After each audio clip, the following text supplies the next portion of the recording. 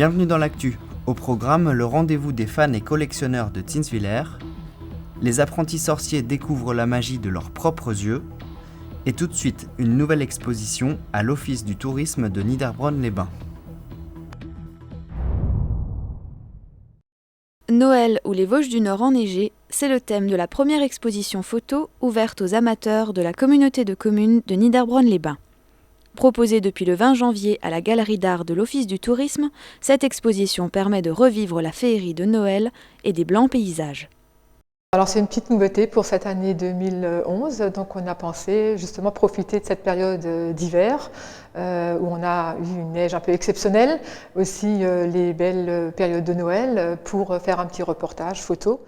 Alors on est un peu surpris effectivement par le nombre de personnes qui viennent visiter, donc ce sont des gens de la proche région, mais également nos touristes qui sont là au mois de janvier. Effectivement c'est une période un tout petit peu plus calme, mais on a quand même entre une dizaine, quinzaine de personnes qui viennent par jour pour visiter cette exposition et donc on en est très content.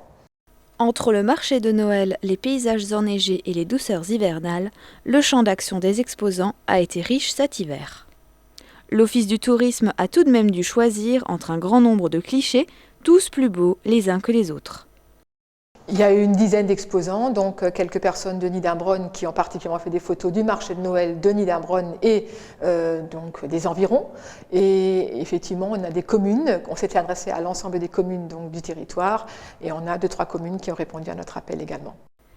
Satisfait du succès de la rétrospective, la date limite du 25 février va être prolongée à mi-mars pour permettre aux visiteurs de se délecter davantage de ces images hivernales.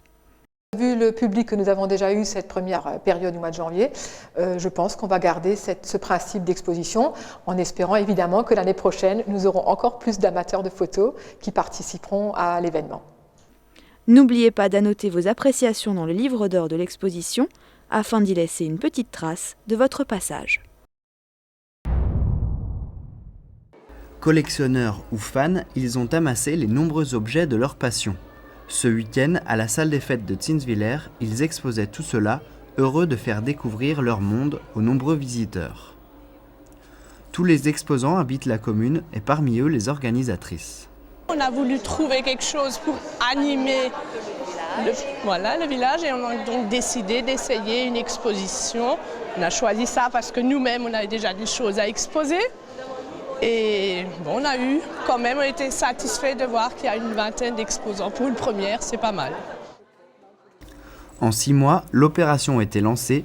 Qui se doutait qu'à Zinswiller, il regorgeait des collections diverses. Ça va de la broderie, voitures miniatures, poupées russes, fabophilie, c'est-à-dire collection de fèves, serviettes, raviers, tracteurs, engins de chantier et une voiture tuning. Tableau, peinture, ouais, aquarelle. On a oublié briquet, mètre. Pour gagner un panier garni, il fallait désigner les stands que l'on a préférés. 300 votants ont choisi les poupées russes, suivies par la broderie et les chaises alsaciennes. Lors de la visite, certains autres collectionneurs du village ont déjà proposé de se joindre à l'édition de l'année prochaine.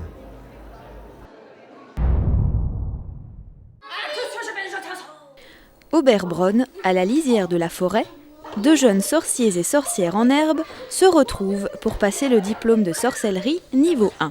Après un atterrissage réussi dans les locaux du camping de l'Oasis, place à divers ateliers de découverte pédagogique. Entre verrues de sorcières, baves de crapauds et créatures maléfiques enfermées dans des bocaux, ces apprentis sorciers ont été formés aux bases de la sorcellerie. Donc en fait, c'est l'école de la sorcellerie cet après-midi pour avoir le diplôme niveau 1. Donc il y a plusieurs activités. Donc il y aura d'autres sorcellerie pour avoir le niveau 2 puisque là c'est le niveau 1. Et donc autour de ce thème, il y a des activités que les enfants doivent faire et réussir pour avoir leur diplôme en fin d'après-midi.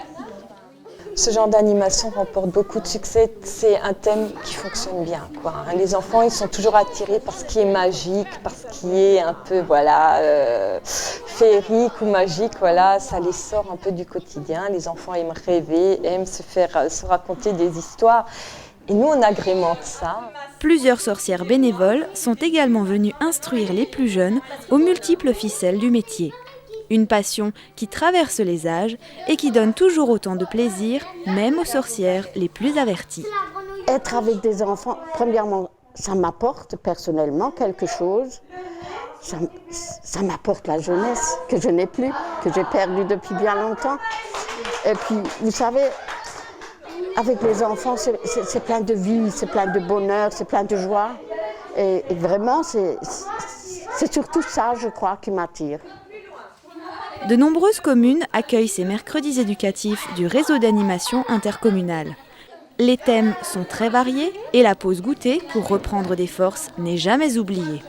Si vous êtes intéressé par ces animations ludiques et de découverte, vous pouvez vous rendre sur le site du réseau d'animation au www.réseau-animation.com. Vous y trouverez la liste des prochaines activités par date et par commune.